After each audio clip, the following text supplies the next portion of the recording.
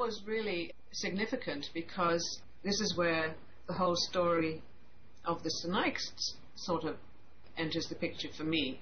Because when I arrived at the gathering, Red Cloud singled me out and he gave me this huge hug. Now maybe he did that with all women, I don't know. But the thing was that later, you know, he gave me this great speech, he made me feel really welcome, and then he just left me, you know.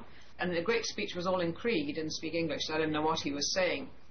Later on, when I talked with Bob Campbell, who is the Sinaiks visionary leader, I think the best way to call him, and he's now the head man up in Canada, he told me that when he and Manny, the other Sinaiks man he was traveling with, got to the gathering, Red Cloud welcomed them like they were some kind of long-lost relatives. And he said to them, "At last, you finally got here." Then he went and gave away his T-shirt, his ring, his smudge bowl, all his special things, his eating bowl, went into the teepee and had the heart attack and died.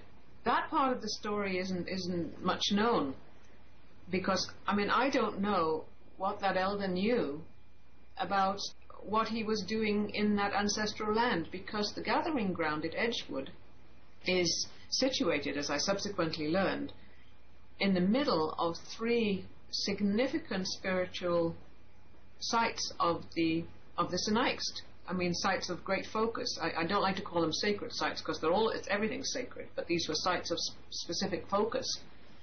And Bob's mother, Eva, had told Bob, someone's practicing medicine up in our ancestral land and they didn't ask our permission, go up there and see what they're up to. And that's why he came up to the gathering, because his mother sent him there. So that's all in my book, in Coyote's Tale. So there was a sort of whole coming together. It was almost like something was triggered that year, beginning the return of this disenfranchised, fragmented people who had been exiled, pretty well, certainly coerced down onto the Colville Confederation Reservation in Washington State. Right. And not allowed to come back into their ancestral lands in Canada. They weren't allowed to come back across the border. I mean, their land it wasn't bisected. They lost the lower quarter by the creation of the border. I mean, 3/4 was in Canada and 1/4 was in the States. They weren't allowed to cross over. So anyway, this was quite extraordinary. The death of Red Cloud was later in the day. There was this eulogy around the sacred fire in the center. That's when Bob Campbell and Manny McDougall first appeared, as far as I could see. And I happened to be sitting right close to the fire at this point. I'd sort of been really cautious before this, thinking I'll just watch what's going on, because I was sort of a bit, apprehensive about the whole thing, in terms of I just didn't know what it might involve. But because of the hug and then the death, I wanted to be close for that eulogy. And so then these two native men come up to the fire. It was old Grey Wolf. He did a pipe ceremony, and then these two native men, younger ones, come up. And Bob Campbell comes up with an eagle feather, and it was really extraordinary because he does this eulogy in his own language, in Sinaiks, his own language. And I mean, when you think about it, that's probably got huge significance that the language indigenous to that land is now being spoken on that land for the first time in perhaps something like 100 years, who knows how long, 50 to 100 years. He did this ceremony with an eagle feather where he took the eagle feather and he pointed it at the fire first, and then at heaven, and then he went around each of the 4 directions praying in that way with the feather. And it was my daughter who articulated what we all saw, which was that the smoke went off in the direction that he pointed each time. It was a totally windless day. And as he finished, this breeze came and circled around the whole meadow, just turning all the birch leaves sort of silver-bellied up and rustling, There was, beyond that was forest, but we were in this clearing. And it was a spirit wind passed around the whole clearing. It was just so extraordinary. He went on to speak about Mother Earth and about woman in a way I'd never heard men speak before. Just the whole respect that Native people have for Mother Earth and for the woman, certainly in a matriarchal people like these are, for the woman as the vessel through which life comes. So I determined to sort of say thank you to him for his beautiful words. And that led to a conversation where he told me about his people being declared extinct. So here I have a very charismatic and handsome native man, whom not only me, but probably every other woman at gathering fell in love with, is telling me he's extinct. I remember Bob back in those days, he was quite a striking figure. He was, yes. He told me later, he said, you'll hear a lot of things about me, he said, just remember that their suspicions are of themselves, which I think is a lovely saying. But but he said he would often come back from his journeying, because he was on a very specific, he's not a medicine man. He said he's a man on a spiritual journey, and he did journey a great deal in those days. I think he was sort of gathering the people in. And he said he would come back to his ranch on the reservation, which was up in the mountains, and there's sort of no phone, no power, no running water yet at that point anyway. And he finds some girl sitting on a doorstep, waiting there for him to have his child, wanting to have his child. And so he said, I've never made anybody do anything they didn't want to do. He says, who am I to say no? Us Indians are in short supply. I believe he has 27 children known about. Oh my God. Mind you, 24 of those are through marriages, so there's probably more, but... Yeah, I knew prolific, but I didn't know it was quite that much. Holy.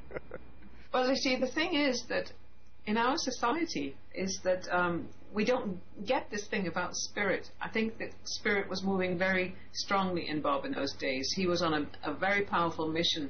The ancestors were calling him home, the ancestors were calling the descendants home. And he was at the spearhead of that. He was right at the spear point of that. And so spirit was moving in him very, very powerfully. So in our society, we don't get it. When spirit's moving in someone, we go, and fall for them, because all the energy in the sacral chakra is just buzzing. But we don't know that we're supposed to raise that energy. We express it, right? And so we dive into bed with people and spend it all. But if you hold back from being lusty and jumping into bed with them and having their babies, if you raise the energy, then you can be more clear about your own spiritual path. And that was my experience. I was so blessed to have a vague understanding. I can't say I understood it at the time at all, but I knew in my heart it wasn't about Bob. It was about the spirit moving him. That was a big attraction, and that saved me a lot of problems, because I would produce another child as well. Yeah. Well, that would have been an interesting experience in and of itself as well, to have a child with Bob. No, it would have been, but I had produced 2 children outside marriage, so I thought I'd done enough. Yeah. Would you like to hear my first experience with Edgewood? I'd love to hear yours. Okay. I had a mentor when I turned 12, who was a very spiritual man. I'd call him a wizard. He really knew how to work energy and was an amazing teacher and mentor. And he gave me a shaman drum magazine. And in this magazine was a folded up piece of paper. And I don't even think it was part of the magazine. And it was a flyer for the rebirth of the Mother Earth Gathering. And I didn't know why, but at the time I was working as a short order cook with this little Russian dude named Igor, who was an amazing man. And this was in July, I believe. June or July. Where were you living? In Bowden, Alberta. Okay, wow. Yeah, it's kind of where I went to school, graduated from, and then went to Europe and then came back to Bowden. So this was midsummer, which was the height of the short order cook season.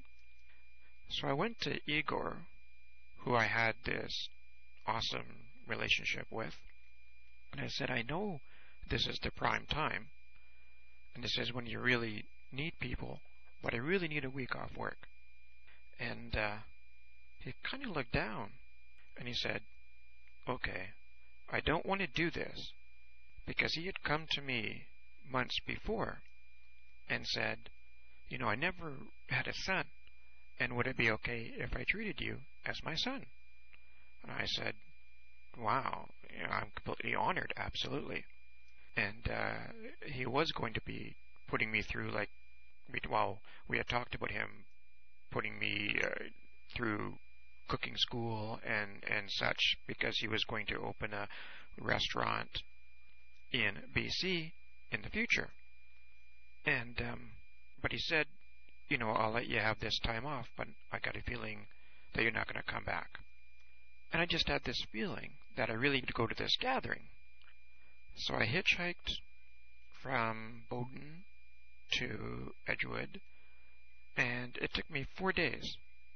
On my third night, I camped out by this little creek.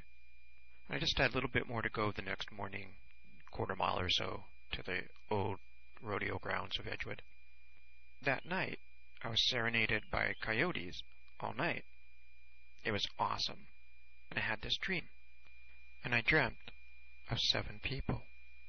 And I woke up the next morning and thought, wow, it was still very clear in my mind. And when I woke up, and I thought, wow, that was a pretty darn interesting dream. And I started walking, and I got over the ferry and walked in. And that first old dirt road, it's kind of a long, grassy stretch just before the fairgrounds. As I was walking it, this eagle followed me the whole way. And it was just, I would look up every, little bit, and there he was, it was like he was flying, keeping in rhythm with me as I walked along. I thought, wow, this is, we can't have a better omen than that. And the very first person I see is a person that I just dreamt out the night before. And I walked up to her, and I said, I know you're not going to believe this, but I just dreamt of you last night. And she smiled. She opened up her arms to give me this huge hug and said, welcome, brother. And it was Selena. In that dream, I dreamt of Selena, Uncle Billy, Sam, Frankie, Grey Wolf, and I ended up meeting, if not all of them, most of them, during that very first Edgewood gathering. Did my very first sweat ever with Uncle Billy and Sam working the door. And from then on, that's when I started my connection with Uncle Billy and just continued my run with him. I became his rock dog for the sweats and traveled all over the West in Canada and the States, helping him to do his work, putting on sweats when people asked for him to help them. And so that's what started me down, I guess you could say, my red road with Uncle Billy and Sam. It's interesting, what you're saying about the dreams, because, I wasn't aware of looking out for eagles. I had no knowledge of shamanism. I had just, at this point, in 1987, read Shirley MacLaine's book, Out on a Limb, and had been utterly delighted to find someone, flaky as she may be, but other people, including Einstein and Thoreau, who thought like I did. I had a whole bunch of ideas about life that I never shared with anyone because I thought they were just too wacky, too way out there. And then I go to this gathering, as you say, and I get greeted by this old man. And I've always been a vivid dreamer too, but I've never really appreciated the importance of dreams. But that night, that very first night at that gathering, I had a dream too.